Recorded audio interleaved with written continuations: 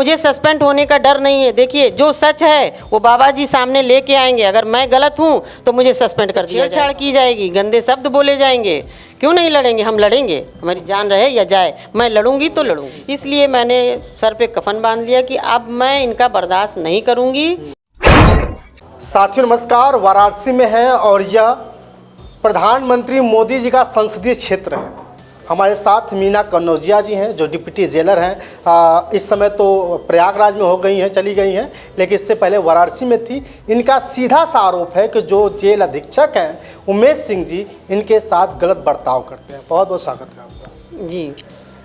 आपसे जानना चाहेंगे कि मैंने देखा आपका वीडियो जो है कि अखिलेश यादव भी ट्वीट कर रहे हैं, चंद्रशेखर आज़ाद भी ट्वीट कर रहे हैं, जो भीम आर्मी के राष्ट्रीय अध्यक्ष हैं, संस्थापक है, सभी लोग ट्वीट कर रहे हैं। इसके पीछे की कहानी क्या है, देख रहा हूँ, थोड़ा जानना चाहेंगे आप। इसके पीछे की कहानी यही है, देखिए जो मेरे ऊपर बीता है मैंने वही कहा है और मैंने वही लिखा भी है।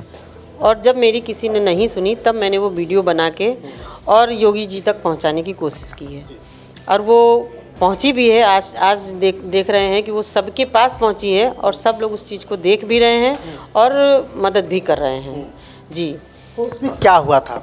हुआ ये था, देखिए मैंने पहले साल भर पहले एक रतन प्रिया मैडम है, उनके साथ इन्होंने बदतमीजी की, अश्लील हरकतें की, जो भी की उन्होंने आरोप लगाया इनके ऊपर। उस आरोप को उन्होंने मुख्यालय भेजा और शायद यहाँ भी भेजा डीआईजी साहब के यहाँ, लेकिन उस मतलब आरोप का कोई उत्तर अभी तक नहीं मिला। जी। फिर उसके बाद जो है उसमें रतन प्रिया वाले में मैंने भी गवाही दी थी। उस समय उमेश सिंह ने कहा कि देखिए जो भी अगर गवाही देगा मेरे विपक्ष में, मेरे खिलाफ जो भी गवाही देगा, फिर आगे के लिए वो सोच ले, वो नौकरी करने लायक नहीं रहेगा। जी। और उसका परिवार भी होगा, घर परिवार भी होगा, बच्चे भी होंगे, इधर उधर पढ़ते भी होंगे। तो इस चीज़ को मतलब मेरे माइंड में चला गया कि यार अगर रतन प्रिया के ख़िलाफ़ अगर मैं गवाही दे देती हूँ तो मेरे बच्चों का क्या होगा और मेरे परिवार का क्या होगा। तो मैं इतना डर गई थी, मैं आपसे बताऊँ, इतना मैं डर गई थी कि मैंने फिर बयान रतन प्रिया के ख़िलाफ़ ही दिया था। लेकिन बाद में फिर मतलब मैं सोच लीजिए कि वही चीज़ें मेरे साथ होने लगी। मेरी अंतरात्मा एकदम अंदर से एकदम दुखी हो गई थी और रो रही थी कि मतलब मैंने क्यों ऐसा किया रतन प्रिया के साथ, क्यों मैं डर गई।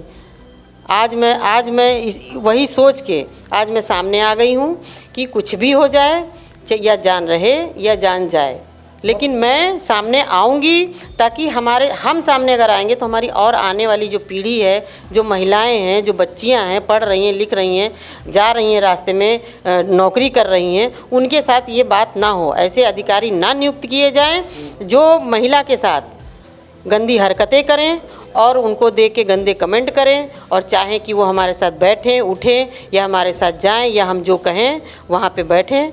अब आगे आप समझ ही जाइए। इंसान हमेशा रक्षक के पास जाता है कि उनकी कोई रक्षा कर सके। जब प्रशासन से मदद मांगने की गुहार करता है तो कोशिश ये होती है कि उनको जो है कि न्याय मिलेगा, लेकिन जब रक्षक ही भक्षक बन जाए तब वहाँ पे क्या होना चाहिए। मेरे प्यारे साथियों, आपको बता दूं कि जिस तरह से मैम मीना कन्नौजिया जी कह रही हैं कि कभी एक मैडम के साथ घटना घटी तो उस डर के मारे कुछ नहीं बोला। जब इनके साथ घटना घटने लगी तो ये डर हुआ कि आज इनके साथ हो रहा है, कल किसी और के साथ होगा। जी। हमने मन में सोचा कि आज मेरे साथ हो रहा है, कल मेरी बच्चियां भी इसी पोस्ट पे आ सकती हैं तो उनके साथ भी यही होगा अगर ऐसे अधिकारी अगर होंगे। इसलिए मैंने सर पे कफन बांध लिया कि अब मैं इनका बर्दाश्त नहीं करूंगी। अब मैं मीडिया के सामने जाऊंगी, मैं योगी जी के सामने जाऊंगी। मैं अपना वीडियो बनाया मैंने, क्योंकि पत्र व्यवहार से तो कुछ समझ में नहीं आया। 3-4 महीने हो गए, किसी ने कोई उत्तर नहीं दिया, वो चाहे कोई हो, मुख्यालय हो या कोई भी हो। तब मैंने एक वीडियो बनाया, मैं रोई भी बहुत और मैंने वीडियो भी बनाया कि इस वीडियो बनाने के बाद मेरा क्या हश्र होगा ये सब लोग जानते हैं। और इस वीडियो बनाने के बाद भी मैंने ये भी सोचा कि उमेश सिंह को जब ये पता चलेगा तो ये मेरे खिलाफ़ क्या क्या षड्यंत्र रचेगा, क्या क्या आरोप लगाएगा। मैंने ये सारी बातों को पीछे रख के मैं इसके खिलाफ़ खड़ी हुई। आपके साथ भी घटना घटी, आपके साथ भी छेड़खानी हुई हाँ, रूम? मेरे साथ भी हुआ। अब घर बुलाया, इससे ज़्यादा और क्या होगा? हाँ, इससे ज़्यादा क्या होगा? और कोई महिला होती, और मतलब और भी कोई गरीब महिला होती, चाहे 4th क्लास महिला होती, और मान लीजिए वो इसी के सहारे चल रही है, तो वो तो बेचारी डर से चली जाती, और उसके साथ फिर क्या होता? गलत होता। तो आप तो जेलर हैं, तो क्या जो बंद कैदी हैं, महिलाएं कैदी हैं, क्या उनको भी ऐसा डर रहता है? नहीं नहीं, देखिए वो सेफ़ रहती हैं, जो सही है वो सही है, वो सेफ़ रहती हैं, उनको उनके ऊपर कोई ऐसी कोई बात नहीं, वो बहुत अच्छे से रहती हैं। हाँ जी। तो मतलब आपके साथ हुई। एक बात आपसे जानना चाहता हूँ, इसके बाद आपने क्या किया? तो क्या प्रशासन को पत्र लिखा है आपने? जी जी, पत्र लिखा? शासन को हमारी बेटी ने सब कहीं पत्र व्यवहार किया है जी। तो क्या न्याय मिला? क्या जो है कि अभी तक जब मैंने वीडियो वायरल किया, तब सब जगह से मतलब मिलने लगा कि हाँ क्या हुआ क्या नहीं हुआ। तो मेरी बेटी वहाँ गई थी सीएम ऑफिस, वहाँ पे सुनी गई बातें और पत्र भी लिया गया, और अब सब कार्रवाई हो रही है। जैसा कि हम जानते हैं कि आप दलित समुदाय से आती हैं, तो क्या ये एक जाति का भी कहीं न कहीं प्रभाव दिख रहा था उसमें? देखिए, जात का प्रभाव तो होता ही है, कितना भी कोई कह ले, लेकिन जात का प्रभाव ये हमारा मानना है कि हमारी जात की वजह से हमको और ज़्यादा प्रताड़ित किया जा रहा है जी। अगर यही बड़ी होती तो शायद नहीं होता, शायद नहीं होता। तो अब जो है कि आपकी वीडियो जो है कि बड़े बड़े नेता, विधायक, सांसद देख रहे हैं, आज जो कि समाजवादी पार्टी के राष्ट्रीय अध्यक्ष ने भी इसमें टांग अड़ा ली है, और चंद्रशेखर आज़ाद जी जो भीम आर्मी के संस्थापक, वो भी कह दिया है। तो क्या लग रहा है कि न्याय मिल पाएगा? नहीं, न्याय मिलेगा। जिस भी सरकार तक ये खबर जाएगी, हमें पूरी उम्मीद है कि सब लोग न्याय ही करेंगे। लेकिन आप तो यहाँ से अब हटा दी गई हैं, फिर आपको लड़ने की क्या जरूरत? नहीं, हम लड़ेंगे। अरे ये महिलाओं की बात है, अगर आज हम बैठ जाएंगे तो आगे आने वाले समय में महिलाओं के साथ ये उत्पीड़न होगा, बलात्कार होगा, ऑफिस में बुलाया जाएगा, उनसे छेड़छाड़ की जाएगी, गंदे शब्द बोले जाएंगे।